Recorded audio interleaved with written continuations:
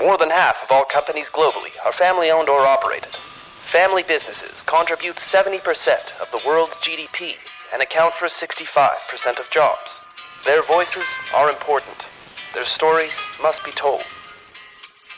Brought to you by the award-winning publication, Tharawat magazine. This is the Family Business Voice with your host, Ramia El-Agami.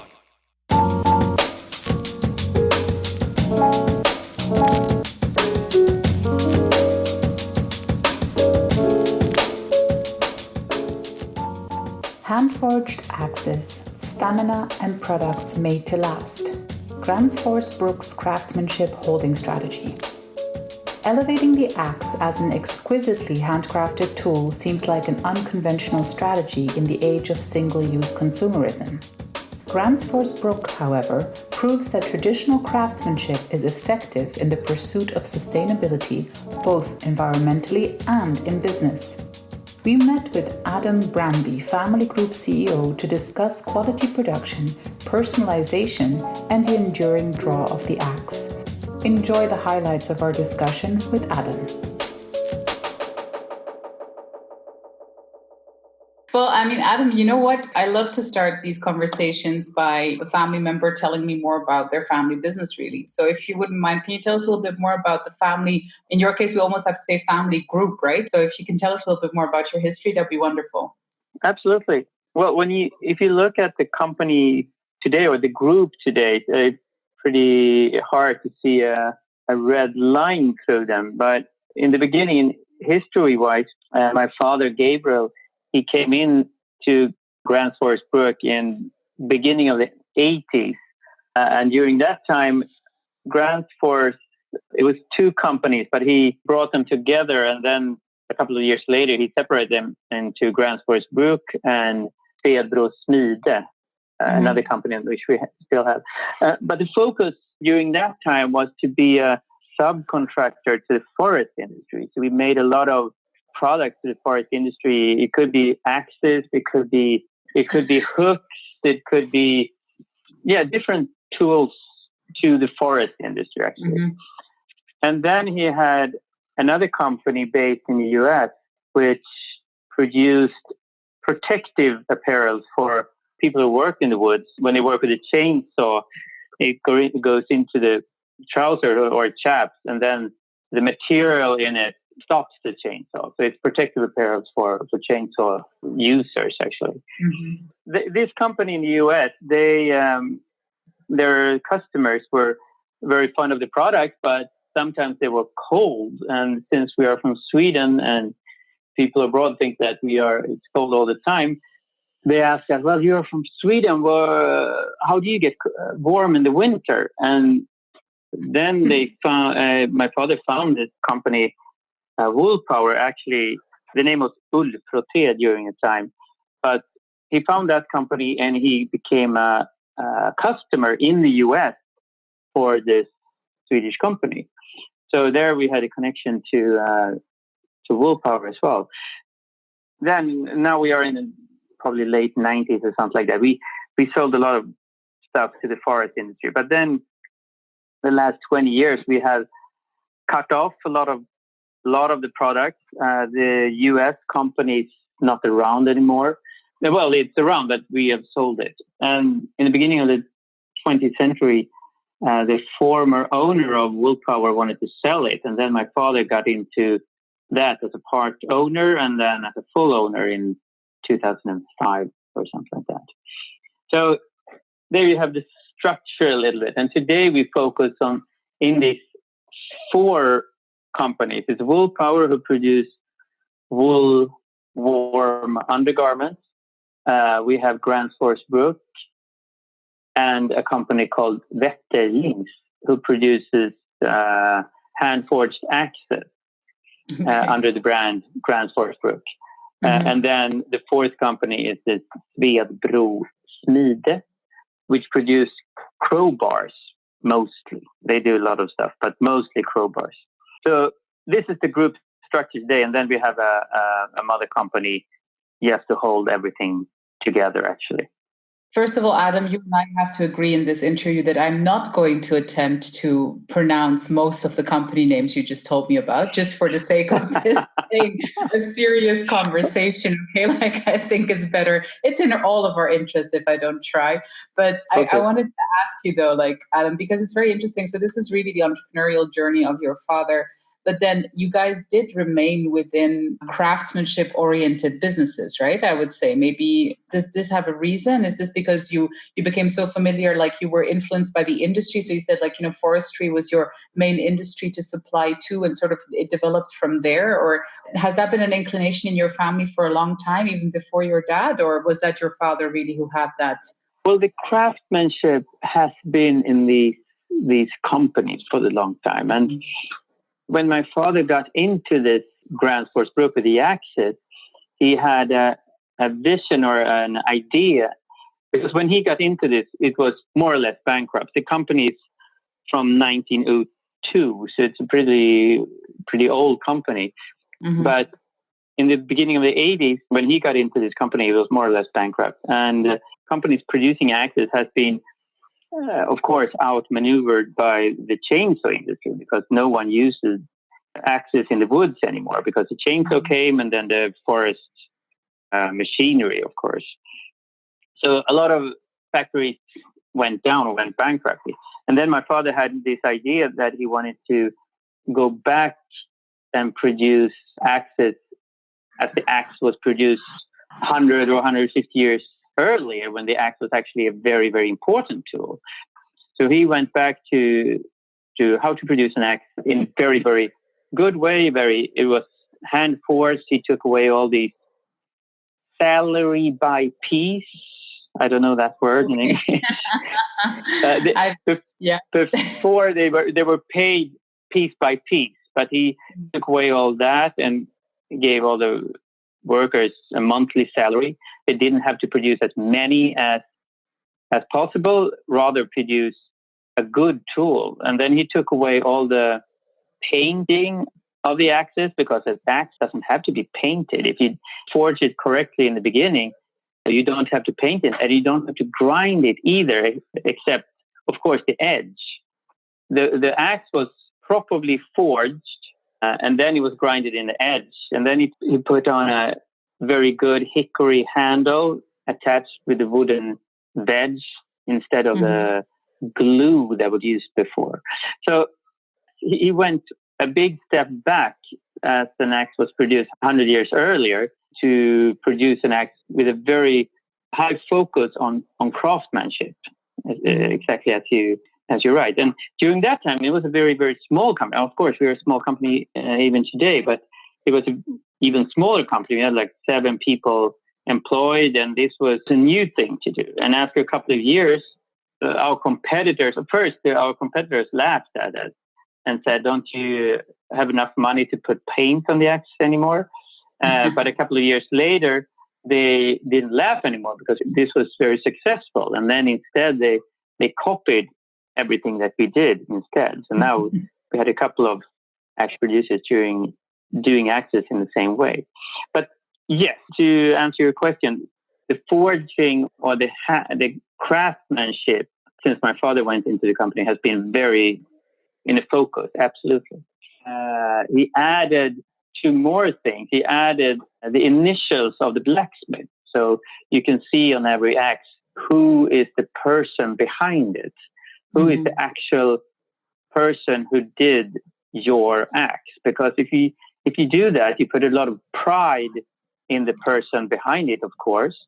And also, you can't cheat when you produce it. It has to be proper in every way because it's your name on it. And also he put a book. So all the axes comes with a little booklet called the Axe Book. And in here you can read about how the axe is produced. You can read about the company. You can read how to take care of your axe, which is very important, and also how to use the axe. So all these in a package was very successful. It's just so fascinating because so you stripped it back down to basics. So you simplified it. Then you branded it very individually. You personalized it, right? And sort of it became, you made out of these axes almost what you'd call like luxury products. So in a side sentence, you told us competitors used to laugh at you, but then it became so successful that they're now imitating you. How did the consumer react? What is the demand today for axes? Can you tell us a little bit more about that? I mean, I have no idea about this, right? No, but it's an interesting question you have there, because if you look at it, no one actually needs an axe today. You can live your whole life and you don't have to be near an axe, because in the forest we have big machines that take down the trees and they will make timber out of a tree in a couple of minutes today. So you don't need it. And for smaller trees, you have chainsaws and you have machines that chops out woods and do everything in a more efficient way. So we don't need axes today. But on the other hand, man or mankind, or how you define it, has used axes for 1 million years. I mean, we have some mankind, even before Homo sapiens, has used axes. So, I mean, it's in some way, it's in our DNA to use axes. And it's interesting because today, so many people look at our axes and actually, they want to feel it, they want to touch it, they want to use it. And the demand for axes, as we see it, has actually increased. So very many people are buying a good axe today, and will use it and to chop wood and to go in the forest and back to your roots.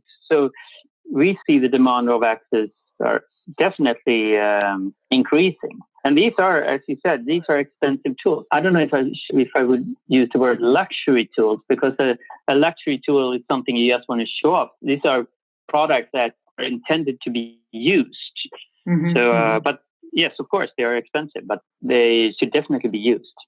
I think also it's just, fascinating that you have transferred the personalization side. You were talking about every axe having its own booklet and also having the initials of the maker on it for accountability, but also it gives the customer still the feeling more that it's a very personalized experience for them. So it's unique. Their axe is unique. But I think you've even transferred that, I believe, to Woolpower as well. Is that correct? Like Woolpower also has a way of, I think, creating the labels that identify the person who sewed the garment or something like that? Exactly. In every garment from Woolpower, you can see the actual seamstress. And in the way we are doing our garments, if you look at the textile industry today, and you look at the normal textile industry, I mean, you have one seamstress who makes the first seam, and then the garment goes to the next seamstress who makes the second seam, and so on. In our factory, one seamstress is making the whole garment. She does the first seam, and then she takes a bunch of garments, and it goes to the next machine, and she does the next seam, and so on and so on and so on. So when the garment is ready, it's only one seamstress who has sewn the whole product, and then he or she actually puts in also a name tag in it, so you can see who's the person behind it. And it's also, in some way, it's a craftsman thing, of course, because it's been sewn, of course. We gain so much more with this, because we can say that this actual person is having a good job with a proper salary, with a proper working conditions, and everything that our customer take for granted for himself. We can say that, yes, but the one who made your sweater also has this same thing that you want for yourself. And that is very important. That is a very good marketing tool. I can imagine, because I'm sure the personalization aspect of it is, of course, today a massive trend, and very important to clients also to understand where a product comes from is becoming increasingly important. So there you have everything on your side. However, of course, the question beckons here, Adam, and this is, we've been asking all the families that we've been interviewing that are into craftsmanship. Aren't these traditional skills and these arts being lost now? Do you have a next generation interest in these crafts and people carrying on these crafts? Well, I think if you look at the normal young person today, no, I don't think that being a blacksmith is on the top 100 of jobs that they are looking for. But on the other hand, we have definitely very many people that want to work with this. Yes, there are a lot of people that don't want to work in an office, that definitely wants to work with their hands and definitely wants to work with something else. And we can offer something different. We can offer something. I mean, if you work with us, for us, you are the person behind our products. I mean, you are the one who made these acts that will probably be around for 100 years. And I think that makes sense in a lot of people's minds. So we have definitely a lot of people who want to work with us, who want to be trained as blacksmith, who want to do a career as a blacksmith or work as a blacksmith, definitely. But as I said in the beginning, it's not the top 100 jobs that people are looking for. No, but I'm not worried about that. Definitely not. I find it really interesting. So I think you're one of the first people to tell us that to understand, I guess, that there's a responsibility in creating the kind of work environment that makes people want to choose a career in craftsmanship, right? Like, I think that's also an important factor that you're elucidating here, that's a big added value, of course, is, as you said, you can put your name to the products you produce. There's an immense amount of pride associated with it. But also, I think in your particular case, and I was quite interested in whether you would agree with this question that we had, of course, your products are quite typically, dare we say, Scandinavian? Is that okay to say? Are we allowed to club everything together like that? Okay. So it's very Scandinavian, of course, everything that you're doing. We wanted to ask you for your thoughts, Adam, because before also when you were talking about the axis, you were talking about your customers feeling that sense of also going back to their roots, going back to their identity, right? Like with these handcrafted, beautiful tools. And is it something that you feel also helps a specific identity culturally? Like, do you feel like the craftsmanship is really linked very much to who you are as Scandinavians today, to the identity? Yes, I definitely think so. And a lot of Scandinavians, if you look at Norwegians or Swedes or Finnish people, you spend a lot of time in the nature, in the forest or on the mountain and like that. So definitely, I think that is one of the Scandinavian things. And I think that is one of the things that we can offer tourists, for example. I mean, there are a lot of Germans or Dutch people or people from all over the world who comes to Scandinavia to spend time in nature, because we still have a lot of nature. I mean, yes, of course, you in Switzerland also have that, but if you go to a lot of other countries, there aren't that many wild nature left, where you can walk and you can be outside for days and days and don't see another person. So definitely, I think that's very Scandinavian, absolutely. And also, I think it's very common to use an axe and to make fire yourself and chop wood for your stove at home and have that thing. And I think it's a combination of going back to the roots and how it was a couple of 100 years ago, and also as a contrast of today's more hectic world, and everything goes as fast as possible and everything is linked and uploaded, and you have your phone always with you and so on and so on. And this is a contrast to that. And I think that is in this world that we live in, where everything goes so fast all the time. I think you want to go back and take it slow for a couple of days or something like that. And then our products suits it very good, because in the wintertime it's cold and it's an axe you use for many, many things. No, it's very interesting. So it's to understand, though, that, it's still such an essential part of people's lives, right? Like, so that demand will remain and the interest in maintaining that will remain. But you just mentioned it yourself, Adam, like we do live in a quite special time, I guess. Like, I don't think that, there have been changes before, of course, over the last few hundred years. For instance, over the last 100 years, where the axe making business that you took over has existed. It has seen world wars. It has seen like a lot of different things. But it does feel different right now because of the internet. And as you said, because of the personalized technology taking such an extreme and big place in people's lives. But do you think that there's a sustainable future for craftsmanship? Yes, I definitely think so. I think we we will go, I mean, with the whole environmental movement that is more or less starting now, I think I hope that we are using products that last longer, because that's the only way we can save this planet. We have to use products that can last longer. I mean, if you look at our grandparents, everything they used lasts for a long time. It doesn't matter if they bought a plate or if they bought a shovel or an axe, it lasted a long time. But today we buy things that should last, I don't know, half an hour and then we throw it away. So I think definitely that in a big way, we have to use products that last much, much longer. And to be able to have those products, I think we have to make them better. And in that sense, I think definitely craftsmanship will come back and be around for a long, long time. Definitely. And for you and your family, Adam, so we haven't spoken about that much, but how do you guys see the succession in the business, in the group? Are you all working together? And is this something that you'd like to keep in the family as well? Or how does it work for you guys? Me and my brother took over the company in 2009. It was 10 years ago.